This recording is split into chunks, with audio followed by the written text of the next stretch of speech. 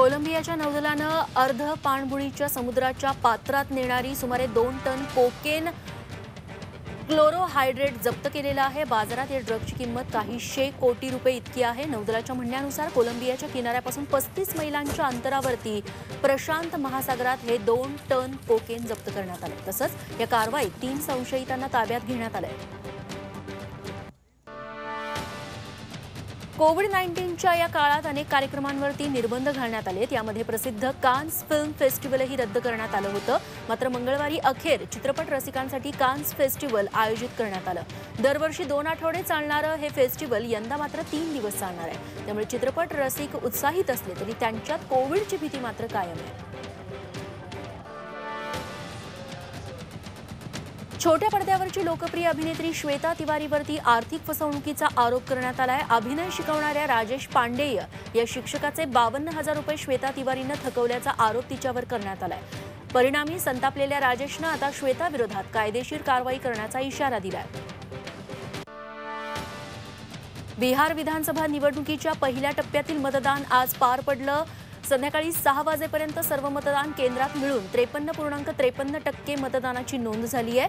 यात सर्वाधिक 69% इतकं मतदान जुमई भागात झालेलं आहे। निवडणुकीच्या पहिल्या टप्प्यात सर्व पक्षांचे मिळून 1066 उमेदवार निवडणुकीच्या रिंगणात आहेत।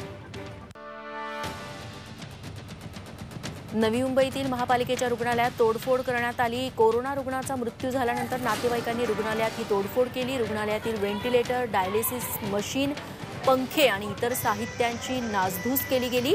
तसंच रुग्णालयाच्या सुरक्षा रक्षकाला मारहाण करण्यात आली। डॉक्टर आणि नर्सना धक्काबुक्कीही केली गेली। या प्रकरणी पोलिसांनी 4 जणांना ताब्यात घेतले।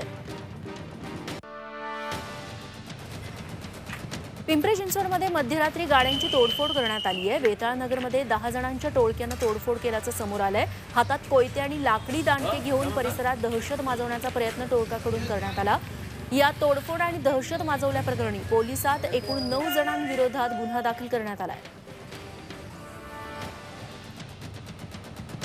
भंडारा जिल्ह्यात गायींची तस्करी झाली आहे। खैरलांजी मार्गावरती जनावरांनी भरलेल्या पिकअप गाड्यांवरती पोलिसांनी कारवाई केली। कामठीतील कत्तलखान्यात या जनावरांनी भरलेल्या या पिकअप गाड्या चालल्या होत्या। पोलिसांनी कारवाई करून 20 जनावरांची सुटका केली आणि 2 चालकांसह दोन्ही पिकअप गाड्या जप्त केल्या आहेत। महाराष्ट्र गोहत्या तस्करी कायद्याअंतर्गत वाहन चालकांवरती गुन्हे दाखल करण्यात आले। जायकवाडी धरणातून जालना शहराला पाणी पुरवठा करणारी मुख्य पाईपलाईन पैठणजवळील रहाटगाव इथं फुटली। सकाळपासून लाखो लिटर पाणी त्यामुळे वाया गेलं। जालना शहराचा पाणी पुरवठा त्यामुळे 3 दिवस खंडित करण्यात आलाय। दुरुस्तीसाठी 3 दिवस लागतील असं पालिकेच्या अधिकाऱ्यांनी सांगितलंय। पैठण शहरापासून 3 किलोमीटर अंतरावरती रस्त्याचं काम सुरू असताना जायकवाडी जालना पाणी पुरवठा योजनेची ही पाईपलाईन फुटली। एसटी कामगारांच्या रखडलेल्या पगाराबाबत परिवहन मंत्र्यांशी चर्चा करून तोडगा काढण्याचं आश्वासन राष्ट्रवादी काँग्रेसचे अध्यक्ष शरद पवार यांनी दिलंय। दिवाळीपूर्वी थकीत वेतन मिळावं या मागणीसाठी एसटी कामगार संघटनांनी शरद पवारांची भेट घेतली। त्यावर एसटी संघटनांच्या कामगार प्रतिनिधींना पवारांनी आश्वासन दिलंय। एसटी कर्मचाऱ्यांचा ऑगस्ट आणि सप्टेंबर महिन्याचा पगार अजून मिळाला नाहीये। शिर्डीत दरवर्षी कोट्यवधींची देणगी येते, पण यंदा कोरोनामुळे देणगीत मोठी घट झाली आहे। रामनवमी, गुरुपौर्णिमा आणि आता दसऱ्याला कोट्यवधींची देणगी प्राप्त होते, पण यंदा कोरोनामुळे दसऱ्याला साईंच्या शिर्डीतला फक्त 38 लाखांचं दान साईचरणी आलेलं आहे। भाविक ऑनलाईन दान करतायत। यंदा ऑनलाईन दान 28 लाखांचं आलंय। गेल्या दसऱ्याला तब्बल 3,95,12,000 रुपयांचं दान मिळालेलं। वाशिम जिल्ह्यातल्या कोयाळी खुर्दमध्ये 4 शेतकऱ्यांचं सोयाबीन जळून राख झाले। यात 7.5 लाखांचं नुकसान झालंय। त्यामुळे आधीच अडचणीत असलेल्या शेतकऱ्यांवरती संकट आलंय। आतापर्यंत या परिसरात 5 घटनांमध्ये लाखोंचं नुकसान झालंय। या घटनांची तक्रार शिरपूर पोलिसात करण्यात आली आहे आणि ही आग नेमकं कोण लावतंय याचा तपास पोलीस करतायत। नागपुरात रूफ 9 या हॉटेलमध्ये बेकायदेशीररित्या हुक्का पार्लर सुरू होता।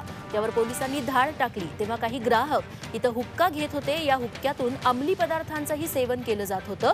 या धाडीदरम्यान 6 हुक्क्यांसह काही ग्राहकांना ताब्यात घेण्यात आलंय।